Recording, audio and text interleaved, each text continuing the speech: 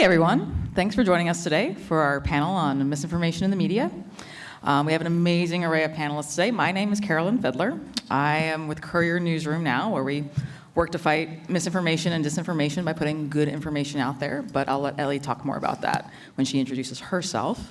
I am so excited about this panel because I actually got my start in DC at Media Matters. And so fighting misinformation in the media has long been near and dear to my heart. And now with Courier Newsroom, I'm doing it in a new way, and we're here to talk with you all about it today. We're going to try to save a little time for Q&A at the end, so if you have questions, keep them in mind, and I will let my panelists each introduce themselves. Hi, everybody. Thank you so much for joining us. I know it's the end of the conference. Appreciate you sticking around and joining us. I'm Liz LeBron, Research Manager at Voto Latino, where I focus on disinformation and spearhead research at the Latino Anti-Disinformation Lab. Hi. Oh, it was already on. Okay. Hi, I'm Ellie Converse. I am the Social Media and Community Manager at Iowa Starting Line with Courier Newsroom. I work with Carolyn, and in that job, I basically run social media for Iowa Starting Line, which is one of the properties for Courier Newsroom, which is a civic media organization with the goal of reaching people online that have been most affected by misinformation and doing as much as we can to present quality, good information on their social feeds instead. Hi, it's on, good. Hi, I am Melissa Ryan. I am the founder and editor of Control, Alt, Right, Delete, a newsletter that covers all things disinformation and extremism, and the CEO of Card Strategies, a consulting firm that helps organizations with the same topics. Hey everyone, my name's Brennan Sun. I am the Deputy Director of External Affairs at Media Matters. I focus on working with other organizations, government, and other external partners, usually related to disinformation in the platforms. And prior to that, I was the LGBTQ Program Director, so I have a lot of experience working around those issues as well. And thanks for having us. Awesome. So as you see, we have an amazing panel here. So I'm going to start off asking them each a few questions. I would like all of you to answer this one. From your perspectives, how has the press been successful / epically failed in dealing with disinformation? So I'll go ahead and start. I'll give you some successes to start. I'll give you some soft ones to begin. So success. We're talking about this, right? So 2 years ago, 3 years ago, there really wasn't much conversation around this. It was sort of something we thought would go away, and there were stories about it happening somewhere else or foreign actors doing disinformation. There wasn't really a lot of conversation about the ecosystem of disinfo here. There wasn't a lot of in-depth conversation about the economy of disinformation that is really driving these narratives, and you see a lot more of that here. 2 years ago, there wasn't a lot of conversation about non-English disinformation either, and that's really been much more in the news. It's been, I've spoken to so many reporters already this year ahead of the midterm who are interested in this topic, and that warms my heart that this is a topic of interest. Some places where there could be some improvement. I still see a lot of narrative chasing when I talk to reporters, and that's just not helpful, right? Disinfo exists for two purposes: to make money and to distract. And when it's no longer serving those purposes, they move on to a different topic. So chasing a topic is not helpful. Where I wish journalists would do more work and ask more questions is, where is the money? Who's making the money? And what are the mechanisms that allow disinformation to continue spreading, which gets into accountability? So when you hear one of the platforms say, oh, we took down 1 million accounts, don't give them the free space to just say, oh, look at what a great job they did. They took down 1 million accounts. Which accounts? Were they Spanish language? Were they Mandarin? Were they attacking a particular community? Was it an orchestrated, was this coordinated activity? Ask those follow-up questions. I know Brennan has a lot of experience tracking this as well, but that's where I really want to see more work is on the accountability side and stop chasing narratives. Yeah, I agree with all that. I think one success, especially in recent years, that I've seen is playing defense. We see media organizations and platforms a lot of times putting out fact-checking articles, information, identifying places where misinformation are happening, and putting information out there about why that's wrong. And that's great, and that's a necessary part of fighting misinformation in general. But I think the place where there's been not enough work done yet, to extend the sports metaphor as far as I can do it, is playing offense. I think that there is a big focus on, taking misinformation as it comes and responding to that, a kind of a responsive approach, right? When in reality, we have a lot of really good information out there. Lots of news organizations are putting out lots of great quality information based on solid fact-based reporting. But a big problem with it is that it's often not reaching people, right? A lot of this misinformation, especially on the right wing, is being pushed by bots. It's ending up in people's social media feeds way more than any kind of good quality reporting that's getting out there. That's one thing that we're really trying to work on at Courier too, is building those kinds of relationships that allow us to push those quality information pieces into people's feeds. That's just as important a part of this whole fight as the defense, right? We really need to make sure that people are seeing the quality information as well as seeing why the bad quality information is bad. It's a two-part thing. So that's I think the biggest place where we can see some improvement. So I would say, believe it or not, it's so much better than it was 5, 6, 7 years ago. When you think back to the Trump campaign, when you think to the proto-alt-right before that, they relied on social media, but they also relied on traditional media to put their voices and give them legitimacy, frankly. Every time that Richard Spencer was quoted in, a mainstream paper, he was given legitimacy, even if reporters and editors thought they weren't. And therefore, a lot of media outlets, a lot of well-meaning reporters and editors got duped. And, they became a platform for bad actors who were spreading hate and who were spreading disinformation. And by the way, I don't think you can talk about disinformation without talking about hate, without talking about racism and misogyny, because so much of the disinformation that is pushed, it uses racial resentment, it uses misogyny, it uses, every ism you can think of to help spread. So it's better. I think political coverage still has a long way to go. Because both sidesism is a hell of a drug. And you've got the point where you have and I was talking to a reporter about this just last night at one of the parties. You have, one political party who has moved so far to the extreme that it is the kind of quotes and the kind of content that papers would have been reticent to cover at all, because they would have, they don't cover extremist groups, and now it's a party, and they are, a main political party. So reporters and editors are still trying to figure out, how do you cover this responsibly? How do you explain to people what's happening without amplifying these views? It doesn't help that there's no perfect answer.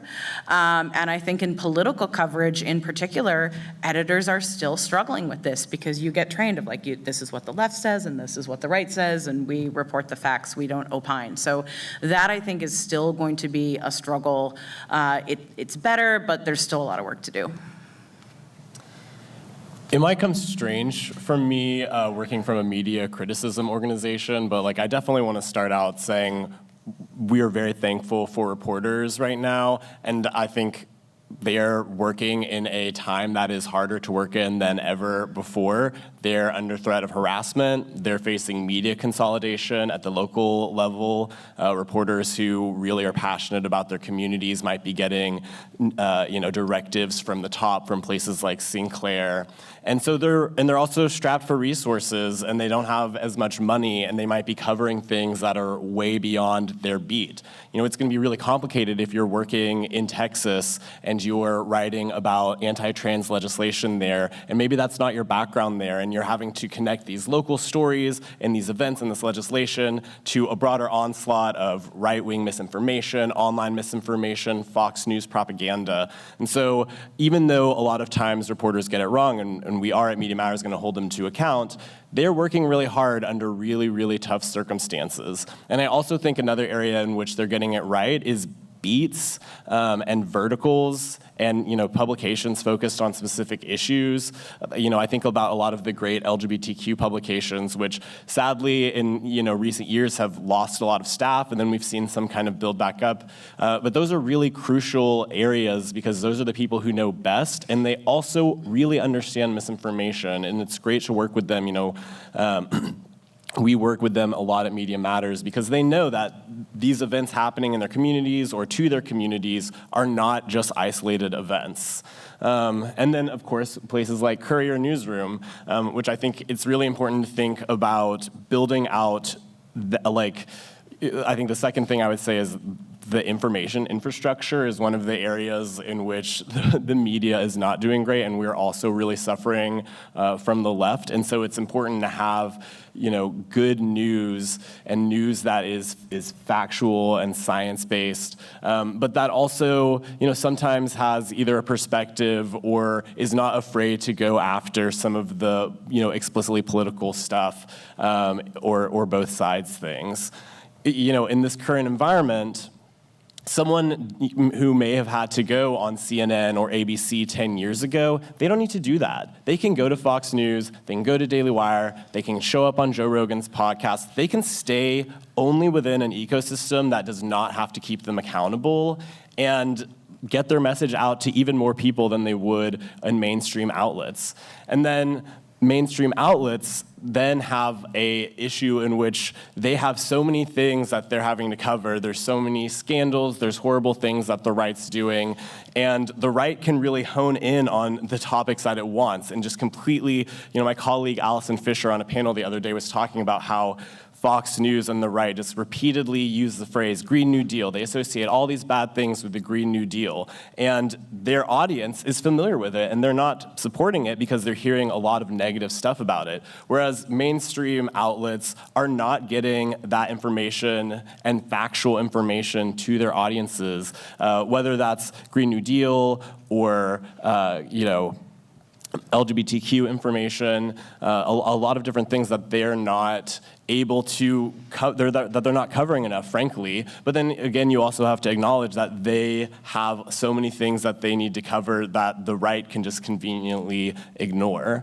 And then I think the last thing I would say, which I'll touch on a bit more later, is looking at the social media platforms. They have tried really hard to claim that they are not media entities, but it is very obvious that they are. A very large percentage of Americans and people internationally are getting their news from YouTube, Facebook, Twitter, TikTok, you name it, and they kind of want to not take responsibility that they're news organizations. And as we'll talk about further, they are rife with misinformation and hate speech.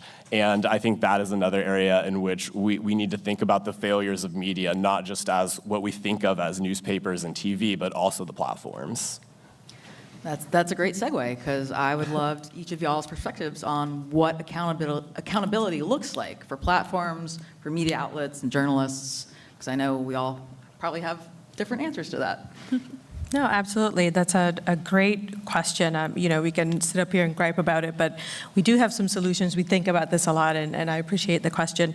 So on the accountability side, there's really two questions here. One is for the platforms, and I alluded to some of the things that I think they need to be doing, that journalists need to be doing to hold them accountable, and also some oversight agencies in the government. That's a different conversation, but I don't want to leave that out. So one, there's been a lot of reporting about the algorithms of these platforms, that they really are built for profit, right? So, and what gives profit is engagement with hateful content, unfortunately. Things that make people angry, goes viral, and they make a lot of money from that content. So they can fix that.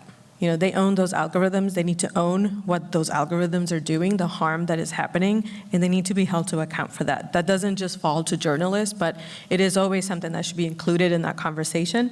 Another piece is, again, don't chase the narratives. When you talk about disinformation, focus on the mechanism, focus on the monetization of disinfo, focus on the mechanisms that are allowing this disinfo to spread. Ask those questions of the platforms. Don't let them off the hook. They can do something about that. And, again, We need more transparency from the platforms about their counter-disinfo efforts. It's not enough to give them a medal when they say, hey, we took down 1 million accounts. Great. But it doesn't do us any good if we don't know what those accounts were and what the coordinated activity was that you're discovering, right? We can't look under those hoods. We need you to tell us. We're not asking you to tell us usernames and phone numbers and addresses of people who are posting things. We're asking you to just say, hey, we took down 1 million accounts, and guess what? 1/3 of them were focused on, homophobic hate targeting, the Latinx community. Great. We can do something about that from the organizer perspective. We can take that information and do something with it. And journalists can really play a role in holding the platforms accountable on that front. As far as journalists holding themselves accountable, one thing that I'd really like to see, call out the mechanism. I get it. If it bleeds, it leads, right? You get people to click when you say, oh, look at this crazy thing that somebody said, right? I get that. Okay. But use your piece to talk about the mechanism that these folks are using to spread that disinformation, right? So I'm gonna use an example. There was a shooting recently in Uvalde. I'm sure you all saw it, was in the news. And immediately after the shooting, there were questions about the police response, right, that still linger.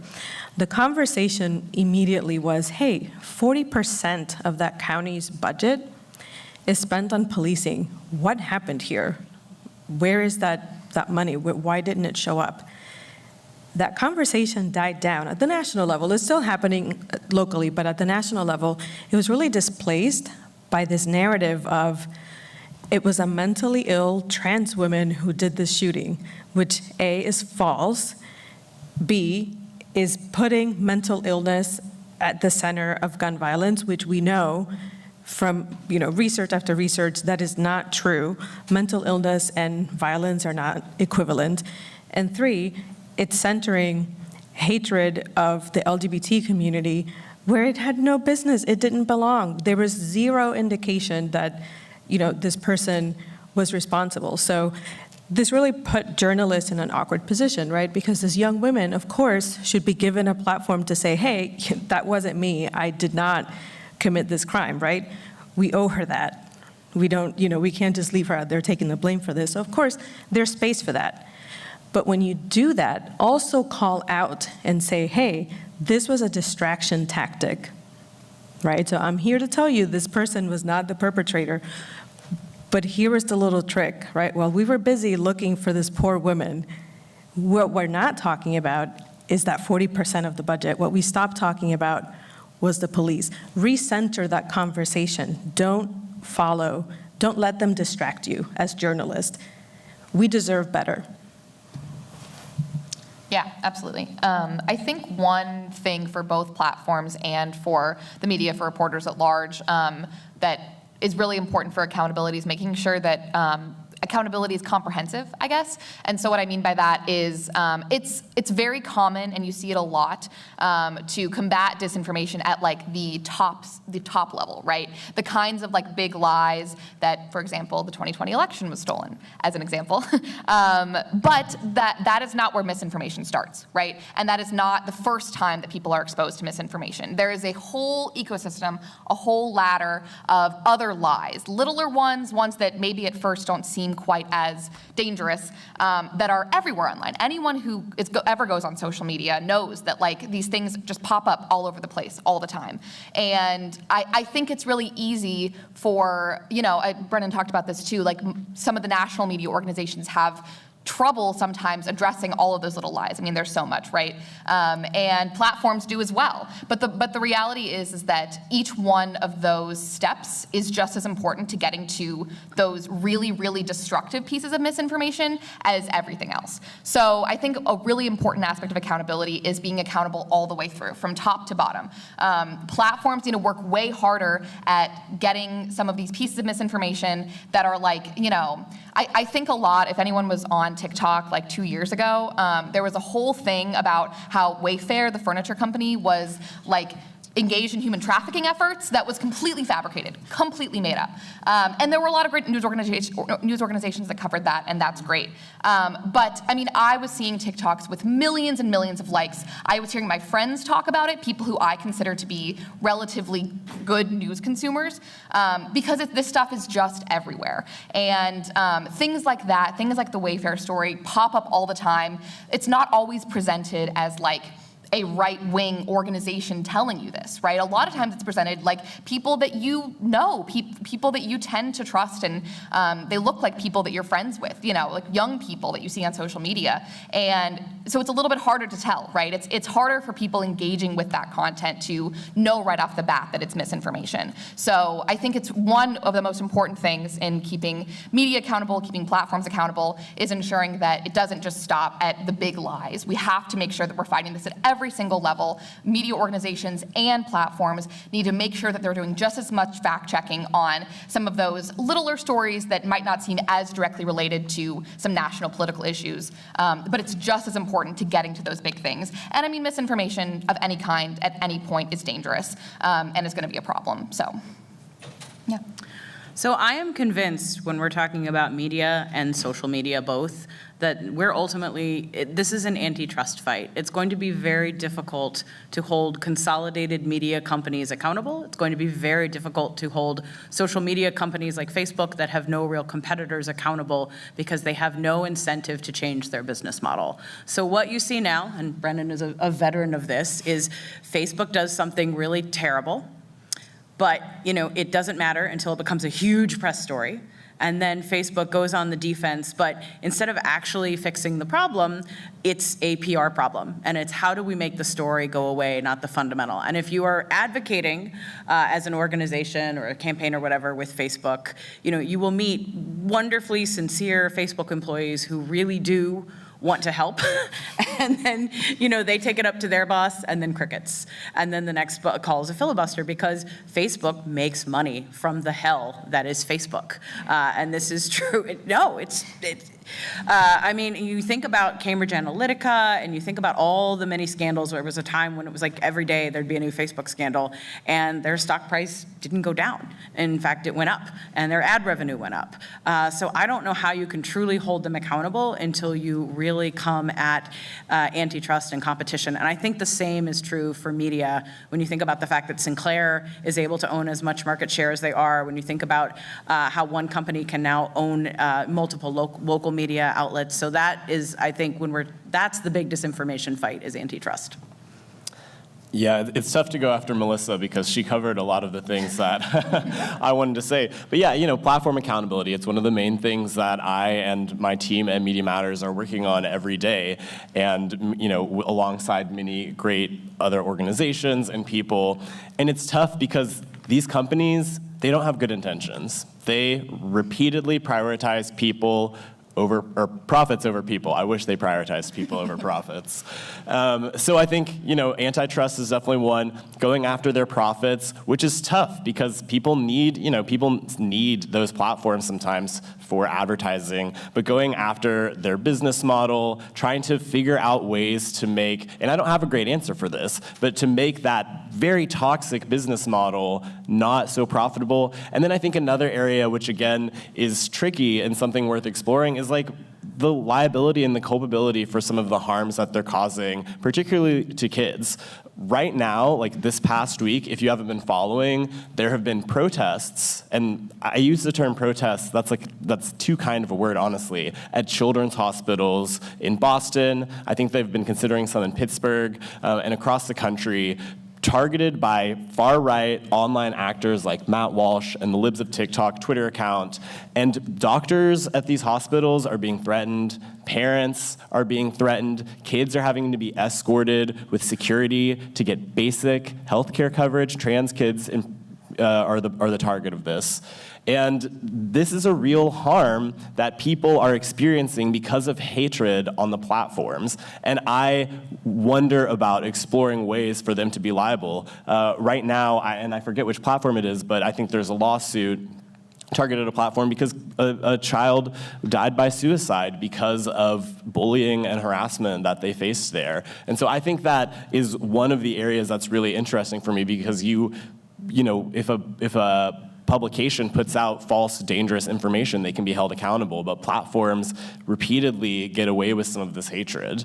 So there's, you know, it's a great question, but it is kind of like the million-dollar question, because we keep trying to get them to make these changes. And you still have to, because we do see victories. We do see accounts pulled down that are dangerous or temporarily suspended. There was some advocacy last year, I believe, aimed at led by Media Matters, GLAAD, HRC, and NARAL, aimed at an extremely toxic website called LifeSite News. Their Facebook page has been going after abortion for years, going after LGBTQ people with just completely horrible vitriol. We did a study in 2020, I believe, that found that they were the page that was receiving the most engagement when talking about trans people. But none of that mattered to Facebook. Facebook didn't do shit about it. They didn't take action until we pointed out that the page had posted like dozens and dozens and dozens and dozens of examples of extremely blatant COVID misinformation. It took months for Facebook to pull down the page. And it really shouldn't be incumbent on nonprofit researchers who are not getting paid Facebook salaries to be doing this work and to be wading through that kind of toxic hate to get Facebook to do its own job. And so I think, you know, like I said, these platforms don't have good intentions, so they, you know, don't necessarily have an incentive outside of their PR issues to be doing some of this work, but I also think that that is something that needs to be done. That's a great answer, and I'd love to piggyback off of that for my next question for you. You mentioned one very specific real-world harm of this misinfo on these platforms. What are some others? Because there's the hate speech and people dying by suicide. Yeah.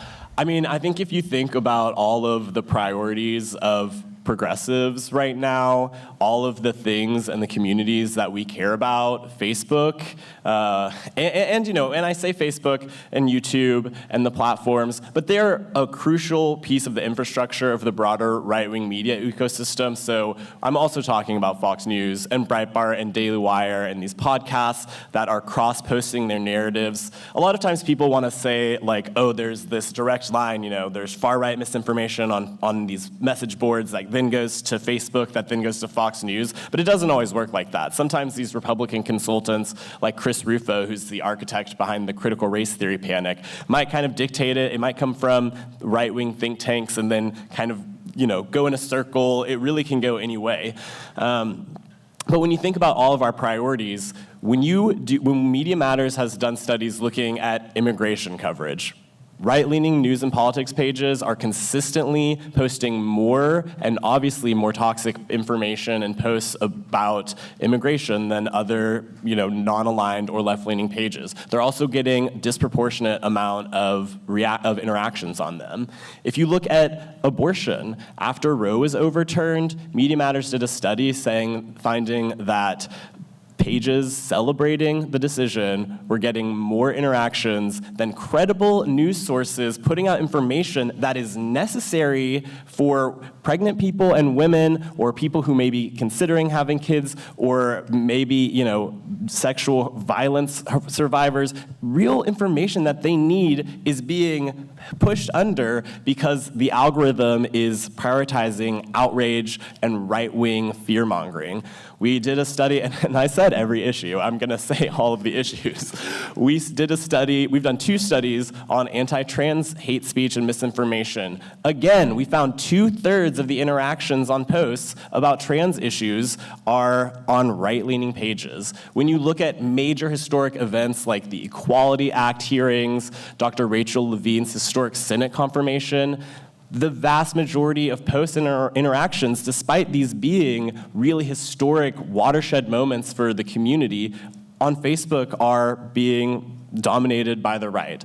You look at posts about critical race theory, same thing.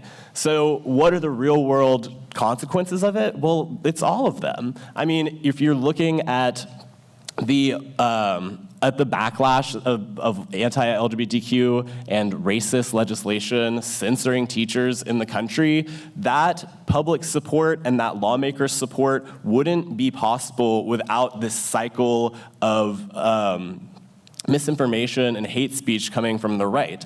You know, you have the Facebook post, but then you have Tucker Carlson also amplifying it, and then, you know, honestly creating political consequences for, you know, moderate Republicans who might not necessarily agree with some of this stuff, because they know that if they don't support, you know, these extreme legislation, they're going to face a backlash.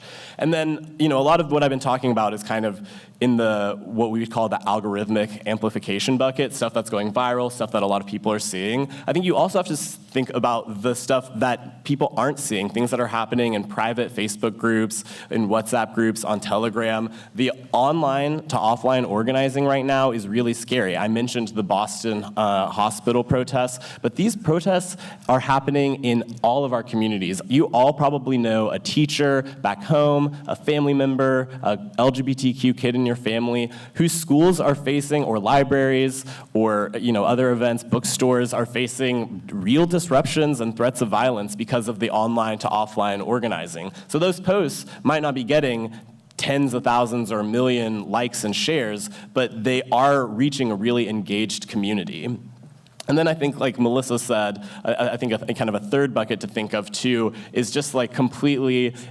inadequate or a lack of policy enforcement from the policies they do have. And I think a lot of that comes from a lack of specificity. They'll say, you know, we ban you know, hateful speech against certain communities, very broad terms, which may seem like a good thing. Okay, like that's hateful speech. We can call that all hateful speech, but that gives them a lot of license to say, oh no, like it doesn't meet our threshold because they're not defining it. And so I think that's one thing that was really interesting with the COVID policies. I'm not going to praise any of the platforms' COVID policies, but at least they were specific. You know, they laid out specific kinds of things you couldn't say, but in a lengthy manner. And I think that also needs to be done when it comes to abortion, when it comes to race, when it comes to healthcare and LGBTQ issues. So, you know, I think I can wrap it up there. It's just, it's all the human rights, all of them. Yeah, and we only have an hour, unfortunately. So, Liz, what does the media get right, and what does the media miss about disinformation that targets the Latinx community, including non-English disinformation? So I'll start by sort of echoing something Brennan said, and I want to take it a step further, and that's that when you push down factual information about these types of issues, not only are you uplifting these narratives, but you're also uplifting a perception that there's support for extremist views. So I will use Roe as an example. Voto Latino recently conducted a poll of attitudes about reproductive rights in the Latinx community, and there's this myth that, you know, Latino voters are all religious and they're all really conservative and they're really more aligned with the right, and, you know, that's not the case. Every single policy, every single issue stands that we put before these voters, overwhelming support for reproductive care, overwhelming support for abortion to be legal in most cases. Overwhelming, but when you push that down, you give the perception that this is a community that is not aligned with the values that everybody here represents. And I'm here to tell you that is not what we hear from people in the focus groups that we conduct. That is not what we see in the polling. So that is a real harm, because it opens the door for folks who are more conservative to say, okay, your community doesn't believe this. You know, look at what you're seeing on the platforms, look at the chatter, when that's really not the bulk of the conversation. Something that I want to point out also is that disinformation hits Latinx communities on two fronts, and this is really all communities of color, minority communities. I'm including, you know, Asian American, Pacific Islander, LGBTQ. Not only are we dealing with disinformation, you know, it's one thing to say elections are rigged.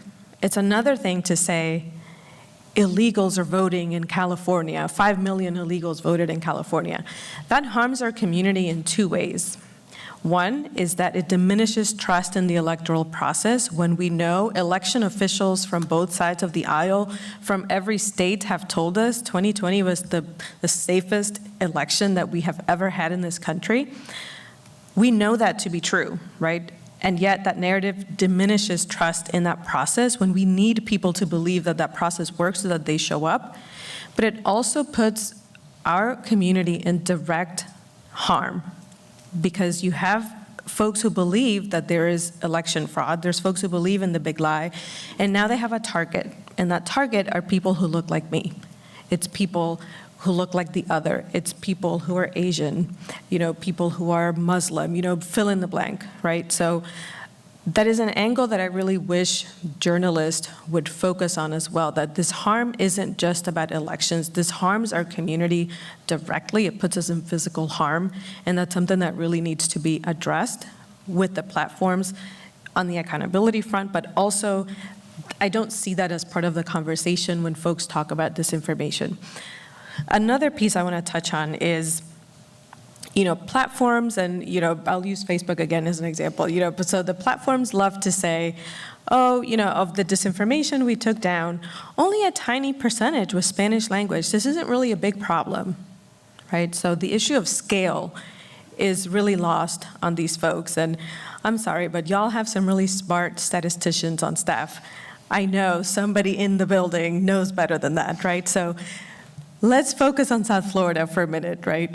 So you're telling me that folks in South Florida, in a really contested state, in a really contested community where you have folks who are, Latinos from all walks of life, you have a lot of Cuban, Colombian, Venezuelan, right? You're telling me that a small amount of disinformation telling these folks, oh, Democrats are socialists, that doesn't have the power to swing an election? I don't buy that for a second, and I don't think you do either. So the issue of scale is something that the platforms really try to hide from. Just because there's only 10 pieces, that doesn't mean those 10 pieces are not amplified to the point where they can have real-world consequences and have the power to swing an election. So that is something that I wish journalists would really hold the platforms to account as well, because it is a problem, even if the gross numbers maybe don't look like it, they are a problem that needs to be addressed. Melissa, what do you think the media's role in handling this information from political candidates and elected officials is? And how they cover candidates who use their campaigns to spout and push this disinformation? How do they cover this without amplifying it?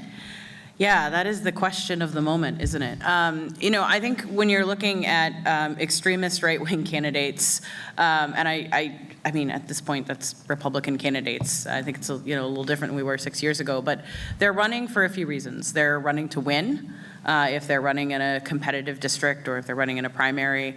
But oftentimes, particularly if they're running in like solidly blue districts, they're running just to move the Overton window. They are running to get as much extremism and hate out there as they can and insert it more into the mainstream conversation. And I think this is a thing that was missed, sort of why Trump got propelled, is because these folks found a candidate who was willing to, they've always existed in the Republican Party, but the Republicans, I think, did a good job at sort of keeping them at an arm's length and keeping them quiet, and then all bets are off. For reporters, that's a challenge, because like we talked about before, the way you've learned political coverage to cover a race is, well, the Republicans said this and the Democrats said this, and we report, we don't decide. So I have this interesting thing when I talk to reporters now, because every political reporter is now an extremism reporter. And every extremism disinfo reporter is now a political reporter. And it's interesting, newsrooms, they don't have enough cross-pollination, I think. You think about, some of the best political coverage, like say out of NBC News right now, is coming from their disinfo reporters, Ben Collins and Brandy I'm so sorry for butchering your name, Brandy. Brandy Zadrozny, but you don't see the political coverage. They'll cover the same candidate, they'll cover the same race, but it'll be a completely different story. So I think there's got to be more cross-pollination, and I think, again, it goes back to the both sidesism. Newsrooms have to figure out how to give context so that voters know the extreme hateful views that candidates hold without just amplifying it. Great. Ellie, how do we make a difference and actually help address this dis and misinformation problem without just adding more noise and information in an already crowded info ecosystem? How do we avoid just turning the fire hose on higher, basically? Yeah, it's a lot. I mean, there's so much content out there, and there's so many conflicting pieces of information on basically everything that you can think of. So it's a really important question, and I think that there's really two parts of it. I think the first is we really, really have to focus on building trust and building relationships, especially online. I mean, if you look back to, misinformation's been around for forever, but like this modern iteration back to like Fox News in the 90s, a big reason why they were successful being able to spread misinformation is because they said, you can trust us and nobody else. That is it. That is the end of the story. And I think that's a really important piece of like understanding why some people fall into these like rabbit holes, right? Is that they believe that like they cannot trust media organizations other than the ones that they're already listening to. And so we really, really have to work hard on building trust with those communities and building relationships, especially with people who are already disengaged online, people who, aren't tuned into every political thing that's happening, people who maybe passively read the news, passively see stuff come up on their social media feeds or get push notifications or whatever. We really, really have to work on building those relationships. That's a big part of what we're trying to do at Courier too. It's not just about pushing this information out there, right? We have to make sure that people will believe it. We have to make sure that people will have a reason to trust the media organizations that are putting this information out.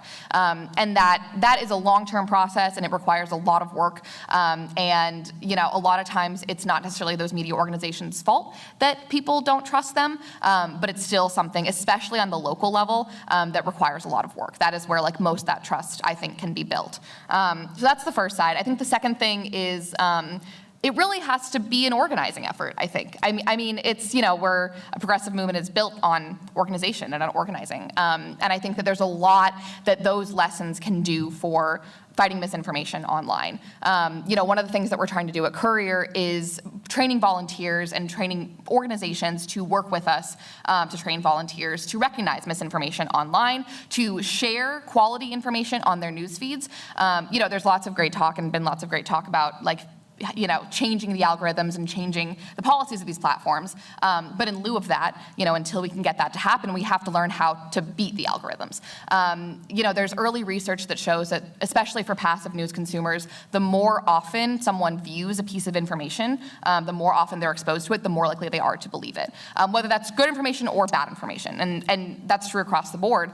And so I think it's really, really important to make sure, that people in their own daily lives, people who aren't necessarily working in this field or political operatives learn and know how to share quality information with their friends, are exposed to and learn how to, share it, whether that's shared on your Facebook feed or share it on your Twitter feed. Those kinds of organic organizing efforts are really the best way we can combat some of those disadvantages that those algorithms put us at in the first place. And if any of that sounds interesting to you, this is my organizing hat on. But my colleague Kia out there has a sign-up sheet to receive Courier's newsletter. Just a quick shout out. And there's tons of great stuff that we have lots of local newsrooms across the country. They're all doing really great work to put out quality information and to really work and build within these communities to fight that misinformation. Great. Well, thank you. And we have this amazing array of panelists up here, and I imagine y'all probably want to ask them a few questions. So I'm going to grab this mic that's hiding under the podium and walk around. And if you have a question you'd like to ask them, please raise your hand.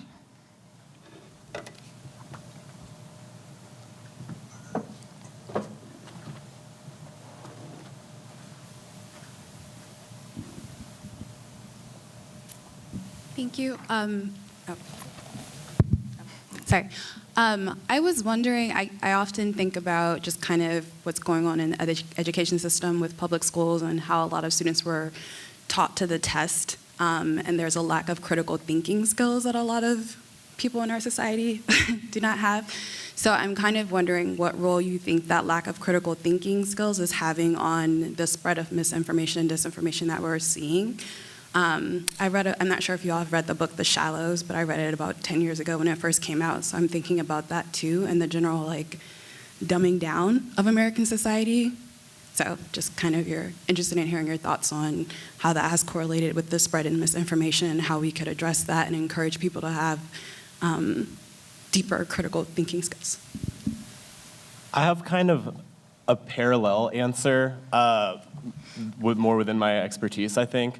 But I think that's why the right is targeting public education and is targeting schools. I mean, there is a movement, a necessary movement, to have LGBTQ inclusion in schools, to have kids be able to go to school and be their authentic selves. There is a necessary movement for a more accurate depiction and teaching of history in our schools, and for kids to learn, more race-conscious education, not just about history, obviously, but also about how to live in society. And there is a reason that there's been such a big backlash to that from the right, because the right knows that schools are really important places for critical thinking to be developed beyond just, reading, writing, arithmetic. And that's a really common refrain. If you're watching Fox News coverage, they say, we want to get back to the days when they're learning how to do, algebra, do whatever.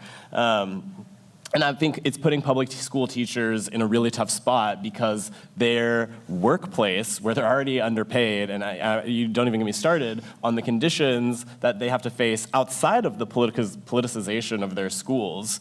So I think your question is very key, and it's something that the right is really focused on. I can't necessarily speak to a lack of of teaching critical thinking, but I think that is a goal of the right, is to prevent that from happening. And that's why we have to not just disprove what they're saying and debunk some of the misinformation and the extreme speech that they're saying, because a lot of what they're saying is not what is happening in schools, but also stand up for our values, because you can say all you want, critical race theory is not being taught in schools. Yeah, that's true, but you also have to go back to our values and defend teaching in a way that is more accurate to history, and defend teaching these kind of critical thinking skills and broader thoughts about race that are not just reading, writing, and arithmetic. I just want to interject a little on this, because especially early when folks were starting to think about disinformation, there was this push from funders and groups of, media literacy will solve our problems. We need better media literacy. We need better digital literacy. And I think that's part of the answer, but it's not the full answer. And I also think there's a little bit of classism that comes into this. I think a lot of people assume that the more educated you are, the less likely you are prone to misinformation, and that's not true. So you want to be very careful, because I never want to say, media literacy is bad, but it's not going to get us out of this. And when you look at folks who have gotten, I spend way too much time with people who live in the MAGA cinematic universe. At a certain point, they don't even care if it's true or not. There is a power in being part of that club. It is their security, it is their safety, and it doesn't even matter to them sometimes if something is true or not. If it pisses off the left, it's for them. So again, I'm not crapping on media literacy. It's not going to be everything, and it's not going to get us out of this. Yeah, I would agree with that. I would add that it is difficult to combat a bumper sticker. It's really easy to say fake news, right? It is far more complicated to explain to folks why you have, unnamed sources, or, that when somebody posts a retraction, that's what journalists are supposed to do. You realize you made a mistake, you correct it. That doesn't mean the person was lying, and it's so easy to co-opt that and turn it into fake news. And it can be a class issue, but I think this is an issue across the board. If you're not a journalist, why would you know that entire process? It's difficult to explain. And, I used to work in elections, and the process of voting by mail is complicated. It is really hard to combat, mail fraud, voter fraud by mail. by explaining to people a 20-minute process of what it really is like to vote by mail and what we go through to process somebody's mail ballot, because it is complicated. It should be.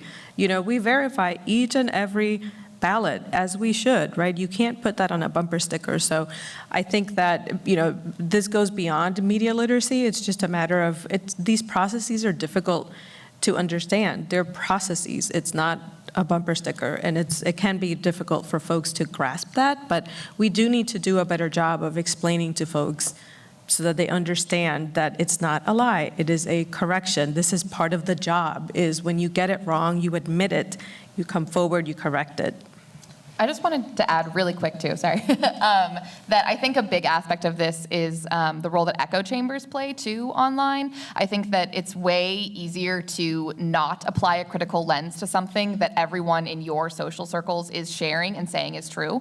And so I think that, I think everything that everyone else has said is true as well. I just think that, like, you know, if you go into Facebook groups, that, you know, right-wing Facebook groups, Reddit pages, whatever, it's not common for a link to be shared and for people to say, well, but where did this come from? Like, what is the sourcing behind this? What's the evidence for this? And the more people get like entrenched kind of in those circles where they're, you know, never really exposed to that kind of quality information, I think the more likely it is that people don't apply a critical lens to everything in the way that they should be, even if they have that capacity.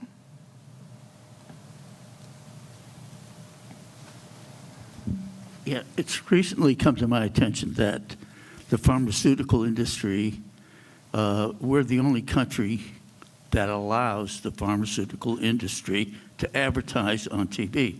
So I just looked it up, and it's $6.58 billion the pharmacy industry spends on media. How does that affect what we hear about the drug price issue? So I can't speak to that directly, but I can say a big part of disinformation that we're very good at talking in the progressive space about organic content. We are not great about talking about advertising, specifically online advertising. And, you know, disinformation is cheap, but it's not free. And the right is spending a lot of money, whether you're talking about climate, whether you're talking about like Trump campaign ads that built disinformation. So I do think that's an important point. I just can't speak to pharmaceuticals specifically.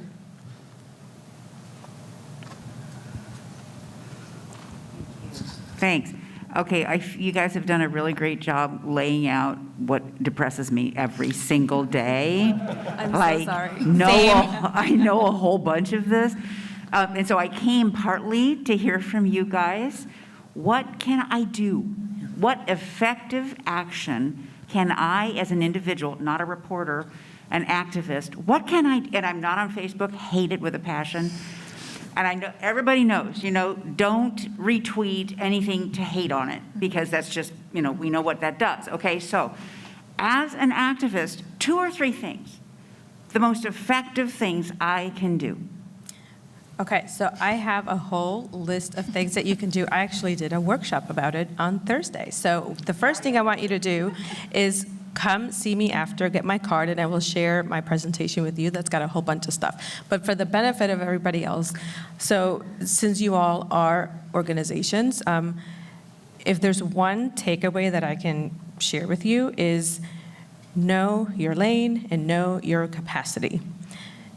I work in elections. I focus on election-related disinformation that threatens to depress turnout in the Latinx electorate and support for Democratic candidates. That is my lane. There's a lot of disinformation about lots of different topics. But in order for me and Voto Latino to be the credible voices that we need to be in our community so that our community trusts us, I need to focus on those things. I cannot address every piece of disinformation. And trust me, there are times when it breaks me, when I see disinfo about things that I really care about and I want to just drop everything I'm doing and just, you know, pick up the sword and go fix it. I can't. This is my lane. I stick to it because I need to be an expert at what I do so that when I speak, when Voto Latino speaks, we are credible experts in our community about what we do. So be great at what you do. Know the topics that you need to respond to. and partner with other folks who do other things, so like platform accountability, that is not my lane. I look to people like Media Matters, that's why we partner with them. I look to organizations like Free Press, who work on policy issues that we don't have the capacity to do, right? And so if I took the time to address those at the level that they need, I wouldn't be great at the thing that I do.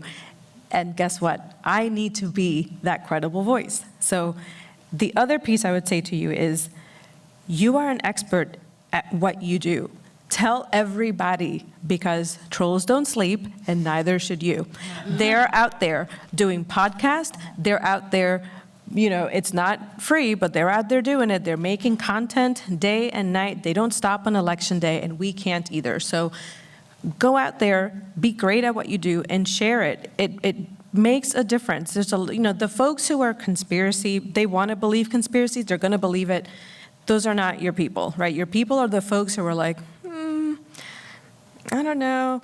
When those people open up their computers and go on the Google machine, your content needs to be what they find. And your content needs to be credible because you're a credible voice in your community. Those are not things that you can only do at election time. This is a year-round thing. And it's not necessarily a direct counter to disinfo either. Like I said, we do election stuff. So we are constantly educating Latinx voters about the election process. And, that's not something that we do only, September, October, November, coming up to election time. We do that all the time. We're constantly doing explainers and things that folks can find because we need to be that pillar that they look to when they have a question. So that's really the key. There's a content deficit on our side. And we need to be there. We need to be right at the front of the line when they start looking, when they have questions. I would add to that too, that because it can be intimidating, like you might not be a content creator, even we struggle to get the platforms to take action. But I think one of the things that's been really prevalent, particularly over the last year, is that disinformation and online organizing has become very localized. I mean, it's happening at your schools, at your school boards, at your libraries.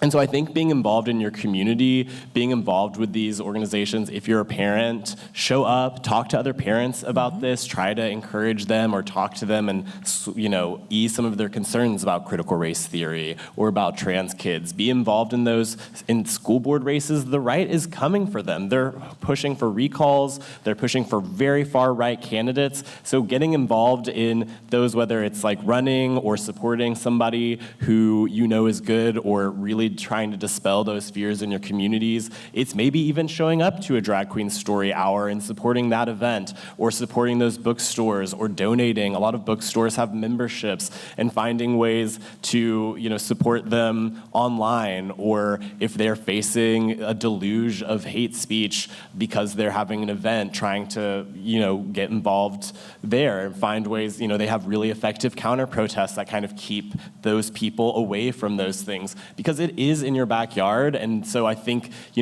thinking about the scale of stuff, like we have our organizations that are doing this at this, macro level and trying to pressure the platforms. But I think if you think about what's going on in your community and start there is where you can be really effective. And two, like making your voice public in support of it, writing a letter to the editor of your newspaper, or even like being interviewed for local news about why you support some of these events, or race conscious teaching, or whatever these kind of backlashes may be happening in your community. Yeah, just to echo, I think both of those really, really good points. I think amplify as much good content as you can in whatever way that means for you, right? If you hate Facebook, I get it, 100% get it. Share, text your friends articles that you find that are, have pieces of quality, fact-based reporting. Any way that you can, there's a ton of this that already exists, right? I mean, lots and lots of great news organizations are doing lots of great fact-based reporting. It's just not getting out there as much as that misinformation is sometimes. So whatever that means for you, however you can get that out there, share and amplify as much quality information as you can.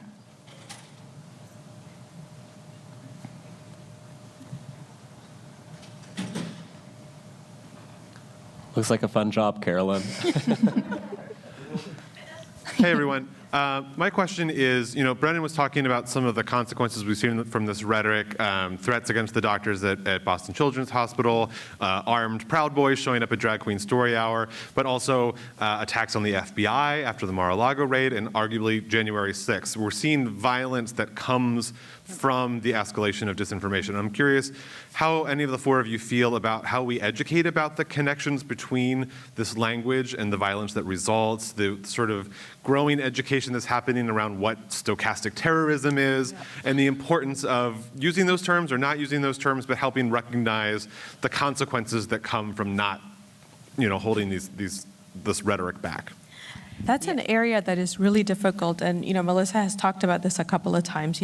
Journalists are, this person said this person said that. I report, I don't decide, right? So to say this narrative is out there, and therefore this violent thing happened is just not something that journalists do. And I think, listen to the way you asked that question. You said arguably January 6th, right? I think it's even we hesitate to say, hey, this happened, and then this is happening. Like there's clearly a connection, right? It is really difficult to say, this, right-wing person tweeted this, and therefore these 5 people died in a shooting, right? It's difficult, and there can also be legal implications to that, which we need to be careful about, right? To make that very direct accusation, really, there can be legal implications to that. So people do need to be careful, but there is a way to call that out and say, we see this ongoing drumbeat against this community, and we also see a parallel rise in hate crimes against that community. I think a good example would be COVID disinformation about, the Wuhan virus and all of that nonsense, and violence against Asian Americans, right? So it is impossible. I can't imagine how someone can say that those two things just coincidentally grew at the same time, right? So you see that. You don't necessarily say, this person said Wuhan, and therefore these people, were attacked. But you make that connection. You see this rhetoric, this disinformation about, where the virus came from. You see that rhetoric coming from a particular group, and then you're seeing this parallel rise in violence. There is clearly a connection here, right? And you can't be afraid to call that out. As a Latinx organizer, obviously for me, there's a lot of hatred, hateful speech about undocumented persons, and making that connection, clearly when you see attacks toward Latinx people, there's obviously a connection there, and you can't be afraid of pointing out the obvious. I will say that January 6th changed everything in terms of how a lot of my work, which is, hey, these guys are building power and it's going to lead to terrorism and violence. It was sort of overnight that it went to wow, your work is really great, but it's hyperbolic, to, oh, what do we do now? So I think it's actually much better a recognition than it's been. And one thing that has really struck me in the past couple of years, my readers of my newsletter, they're so responsive. They write to me all the time. And what I hear particularly from folks either in more red states or swing states is that violence and that threat of violence has just become a part of everyday life. And one of the reasons why our people aren't showing up to school boards and community meetings is that threat of violence. So I think, I don't want to say the good thing, but one change that has happened is I think people instinctively understand it in a way that they didn't before. And it's probably not as difficult to make the connection from speech to violence as it was before January 6th. These have all been amazing questions, and I want to thank our amazing panel. Round of applause, please. We are at time, and we are at risk of getting kicked out of the room because they really want everyone to go to that keynote. So thank you all for being a great audience on this really important issue, and have a great end of your Netroots.